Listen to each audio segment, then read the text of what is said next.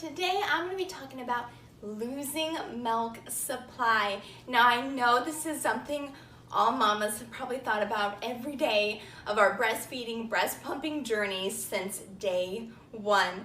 I totally did this seriously every day. I was like, is he getting enough? How do I know if it's enough?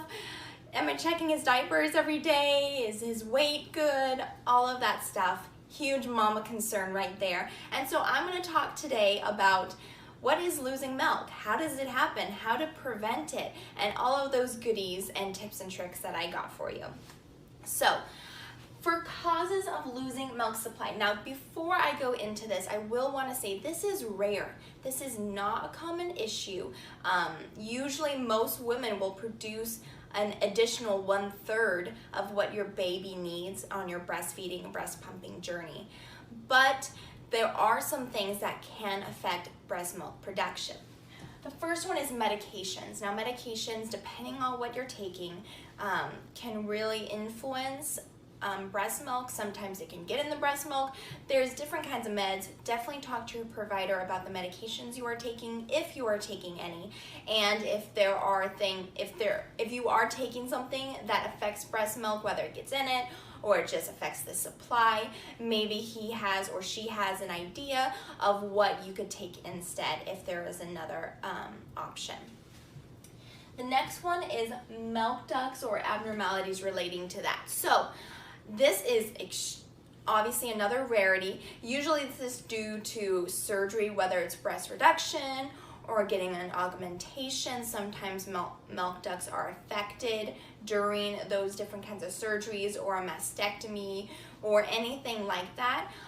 There was a very rare case that I have an example for where a woman was naturally very busty, there wasn't even a letter for her. She had to get her bras if she wore them, because she rarely wore them because they were so expensive for her to get. Her breasts actually, when she wasn't wearing a bra, would go down to her knees. So when I mean busty, I mean considerably busty. And somehow during the process of puberty and growing and all of that, something happened with her milk ducts, connection to the nipples, whatever it was. So she never got colostrum, she never leaked, she never had milk of any kind, no matter the amount of stimulation that happened, there was nothing ever coming. And that's just an unfortunately rare situation that can happen in obviously rare situations. Another example that could be anatomical abnormality is I had a lady whose nipples had benign tumors growing on them. One of them was considerably large and there were different shapes of the nipple. It wasn't perfect circular, it was kind of a different shape. And one of them, the baby, there was no way the newborn's mouth could get even over the nipple, least of all to the areola. The other one, the baby could get over the nipple, but it was latching on the nipple. So we were really worried about possible negative impacts of the friction and the stuff on the nipple, because you can easily get bleeding, blistering, really bad nerve pain when the baby's just latching onto the nipple. So I referred her to a lactation consultant. Unfortunately, I don't know where that went. But those are two examples I can think of regarding milk ducts or abnormalities or different things like surgeries can affect it. So positioning and latching, super, super duper important. The position of the baby will impact how well they can latch and how well they can get milk. So you want to definitely make sure, if you can, to latch them and position them properly. Obviously, this is not something we are born with the knowledge of. Everyone says it's natural, but obviously the baby has a suck reflex, but it's not gonna know, hey, how much should I be going into? Sometimes you need to help them latch with a bigger mouth. So I highly recommend, if you can, as soon as you have your baby, you're latching that baby on within minutes or the first hour of birth, and you have your labor and delivery nurse help you with every latch and every position, even if you feel efficient or even proficient. make sure, because that extra eye, because she can see things around the baby's head that you at your angle cannot see. So she can definitely make sure, just go, oh yeah, you're looking great. Doesn't need to do anything else. Or, oh, I think he needs to come down a little bit.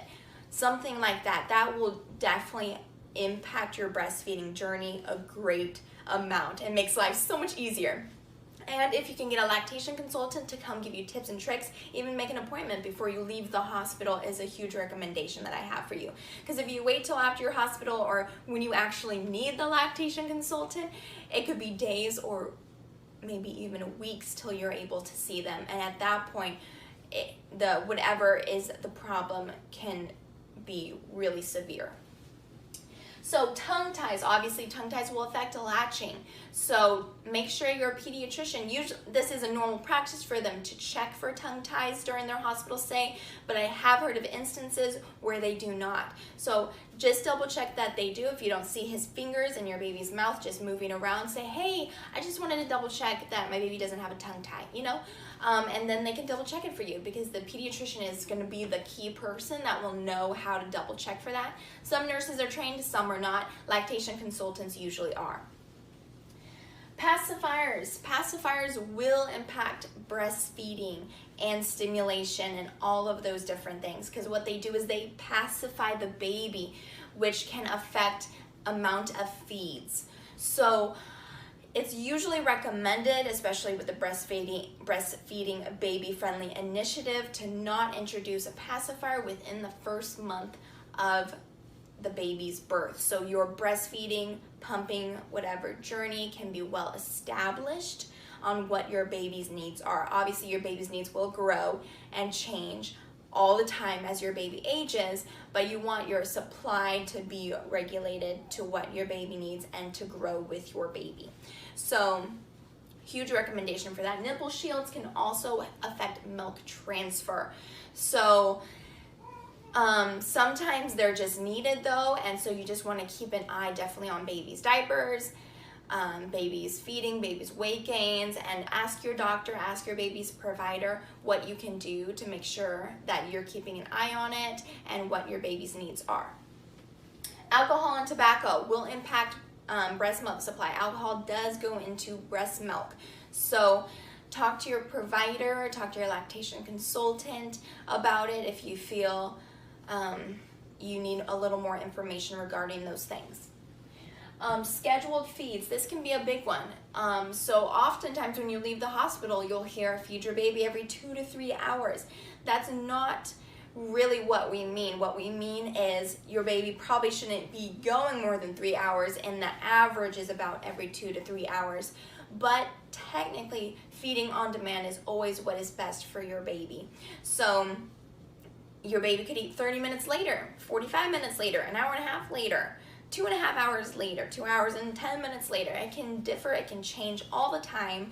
So going with what your baby's needs are when your baby's talking to you, saying, hey, I need some food here, not waiting for that hour mark, will be super helpful to prevent your baby from like getting into that starving, super screaming mode, and help with your baby's weight gain.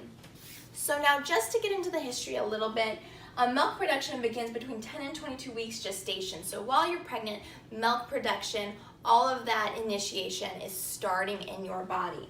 Colostrum is first produced until that serum progesterone hormone, doesn't really matter, is completely dropped. I mean, not completely, but decreased significantly. And that can happen, what this research trial said was up to 4 days postpartum, but I noticed my milk didn't come in until 5 days. You know, if you've had a baby, you know when your milk comes in, it's like super like, woo, you know, you'll start getting really big and busty and it will just start leaking. So you know when your milk comes in. I was 5 days. They said it's usually 4 days max, but it can happen to 5 days as well. So how your body is working is you have this feedback inhibitor in your breast milk. It's a peptide. And what this does is when it is removed by your baby or you're pumping, it's removed, it sends the signals to your brain that says, hey, we need some more milk down here. This baby's guzzling it all up. And so then your body will start producing more. If milk stays in your body for a long period of time, it's going to send the signals to your brain and go, baby must not need very much anymore, so we're just going to decrease this supply. And doing that over a long period of time can really obviously impact your breastfeeding, breast pumping journey. So different things you want to do is supply and demand. That is the thing, supply and demand. Every time your baby is hungry, you even think he could be hungry, just latch the baby on. If he doesn't eat, he doesn't eat. If she doesn't eat, she doesn't eat. It doesn't matter. Just put that baby on your chest, get that oxytocin releasing in your body. If he starts nuzzling, she starts nuzzling, then that's good. That will help with that oxytocin. And what oxytocin does is it's extremely important in the production releasing of milk. Suckling results in oxytocin being released, which causes that milk let down. So it's an important factor. And oxytocin is like something that says that nice hormone. You probably heard about it if you were in labor and you got induced, they would put oxytocin or a pitocin, what it's synthetically formed called, and that would cause contractions. All of this is hugely impactful in your breast milk and your uterine contractions. So that's a big part of oxytocin. It's that love, it's that skin to skin. So something to remember though is that pain or stress releases catecholamines. Catecholamines are stress hormones. What that does is it affects your oxytocin release. So if you're in a lot of pain, like considerable amount of pain or considerable amount of stress, that can negatively impact your breast milk production and release. So just to keep that in mind, if you feel like you are insanely stressed out or in huge pain or whatever it is, just keep that in mind. You can talk to your provider or lactation consultant about it. So just different things, so supply and demand, nuzzling, doing some skin to skin can help increase that breast milk. Breast massage, going in the shower, having warm compresses can all help with milk production and release. Pumping extra. Now obviously you want to be careful with this because if you overpump, you'll end up getting engorged. So that's a little unfortunate. What I do personally, and do whatever you want, talk to your lactation consultant, but I pump an additional about twice a day.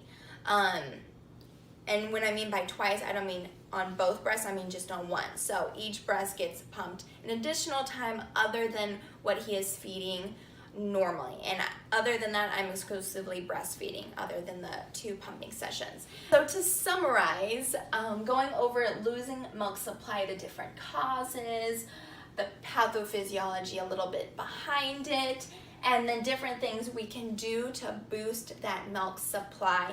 A lot of it is connected to skin to skin, nuzzling, breast massage, warm compresses, warm showers can all help with that. I think the biggest thing though is, exclusively breastfeeding will boost your pump supply, or going skin to skin with baby all the time, or additionally adding some pumping into your sessions.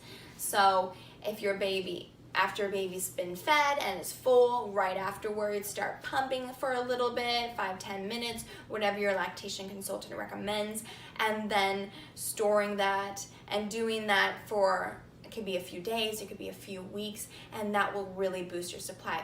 Keep in mind though, you are treading on the edge of engorgement, and that's not very fun. So talk to your lactation consultant, but hopefully this video helped you on your breastfeeding or breast pumping journey. If you have any questions, feel free to post them in the comments below, and I look forward to seeing you in my next video.